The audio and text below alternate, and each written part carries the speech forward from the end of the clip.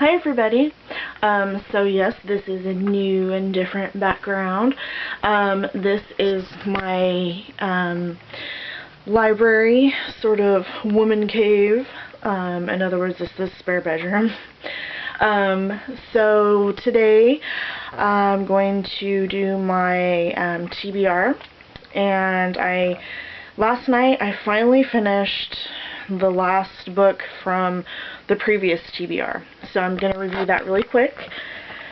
The first one out of the three that I had chosen was Red Riding Hood, and I had picked these out for like fall and Halloween time.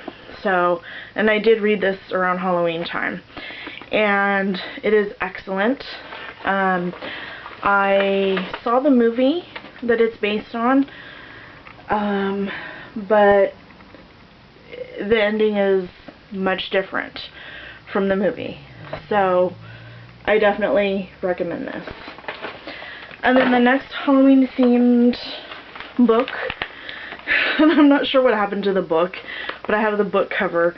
Rita Mae Brown and Sneaky Pie Brown are the authors, and it's The Litter of the Law. This was cute. In fact, you might call it cutesy, like a little too cutesy. And I wish I could find the book. It's probably somewhere. I know it's somewhere, obviously, I just don't know where. So that I could like read some sample dialogue for you, because it really is kind of that bad. It's like really cutesy, and even though it's about like, it's kind of like a murder mystery.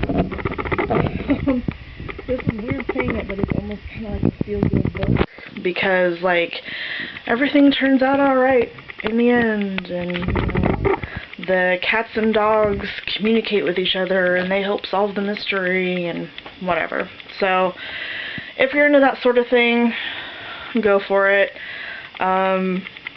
Otherwise, I wouldn't really recommend it. I have a bonus book for my TBR. For some reason, before I started on the third book in my TBR, I decided to reread this. Like I said, I've already read it, but I found it and was just in the mood to read it. It's called The Freedom Manifesto by Tom Hodgkinson, and I would recommend this to anybody. It says, stop consuming, start producing, quit moaning, be creative, be alive, be merry, and be free. So some of it can tend towards like extremist ideals, or not extremist, not like in a bad way, but kind of radical ideals that are definitely different from how most of us live our lives. But it'll open your eyes, so I would definitely recommend it. And so then I did finally finished The Handmaid's Tale. Finished it last night. I'm sorry y'all, it's warm in here. This is the one about the woman who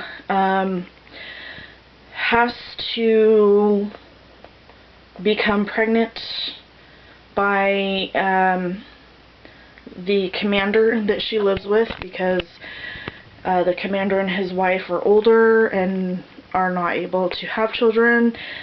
They live in an era where women are not allowed to read.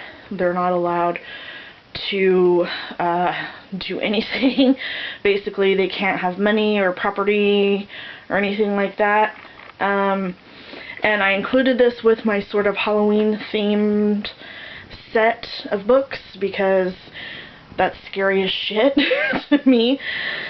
And when I was reading the back, the main character's name, I had pronounced it Offred, And as I was reading and they were saying the names, or, you know, mentioning the names of the other women, I realized that's probably not how you pronounce it, because some of the other women were named of Warren, of Glenn, of Charles. So her name is of Fred, which is obviously a possessive. And so Fred is her commander. And so these women no longer have their real names. They become of Fred, or of whoever their commander is. So it's awesome. It's crazy. It is something that honestly I could definitely see happening. And it takes place, it was written in 1998, and it takes place in the present. And honestly, and unfortunately, I could kind of see that possibly happening in the not so distant future. So that's what's pretty scary about it. So anyways, definitely recommend it. So let's move on to my current TBR. And the first one is Future Shock by Alvin Toffler, I guess. Future shock is about what is happening today to people and groups who are overwhelmed by change. Change affects our products, communities, organizations, even our patterns of friendship and love. And this was written in like 1980, I think. And I bought it at the library book sale for like 10 cents. So even though it was written in 1980, I can definitely see how it would be relevant today. Possibly, I'm guessing. I'm going to read it and find out. The next book, and I don't know if I'm going to read them in this order, but the next one is Bitch. And I think it's subtitle In Praise of Difficult Women by Elizabeth Wurtzel. And I think it's a bunch of like essays. So it says, a fascinating tract on the history of female behavior and how it has been interpreted and misinterpreted. Bitch is among the most entertaining feminist manifestos, excuse you, cat, ever written. Blah, blah, blah. So I thought that sounded pretty interesting. And the third book on my TBR is called The Impossible Lives of Greta Wells, by Andrew Sean Greer. And as you can see, I got it for $1 at the Dollar General. Let's see if I can do this one-handed. How many people have said that while they're on the internet? Okay, here we go. 1985. After the death of her beloved twin brother Felix and the breakup with her longtime lover Nathan, Greta Wells embarks on a radical psychiatric treatment to alleviate her suffocating depression. But the treatment has unexpected effects, and Greta finds herself transported to the lives she might have had if she'd been born in different eras. That sounds heck cool. So, there's my 3 books. Like I said, I'm not sure if I'm going to read them in that order that I have presented them to you.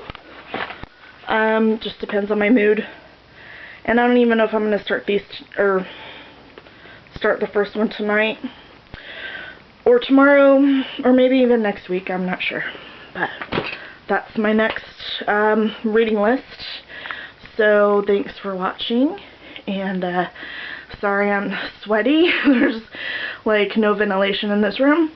And thanks for watching, and we'll see you next time.